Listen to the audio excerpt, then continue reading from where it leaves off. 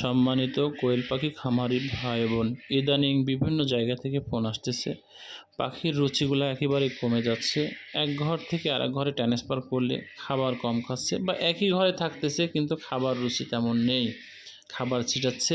তো এই সমস্যাতে যখন পাখি খামারিরা ভোগে, তখন কিন্তু পাখি যখন খাবার কম খাবে, আপনার সমস্ত দিক থেকে ক্ষতির কারণ হয়ে যায়। একটা পাখির একটা সমস্যা হয়েছে, জ্বর হয়েছে, আপনি জ্বরের মেডিসিন দিবেন, ঠিক হয়ে যাবে। জ্বরের কারণে অন্য কিছু প্রভাব পড়বে এমনটা কিন্তু না।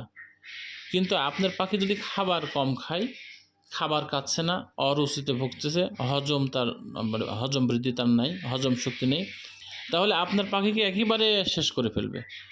ডিম কমাই দিবে তো কমাই দিবে, শরীর কমাই দিবে, একেবারে আস্তে আস্তে আস্তে আস্তে সমস্ত রোগে আক্রমণ করবে। কারণ দুর্বল জিনিসকে আক্রমণ বেশি করে রোগ বালাই, সবল জিনিসকে ছোটোখাটো কোনো রোগ বালাই আক্রমণ করতে পারে না। সেই জায়গা থেকে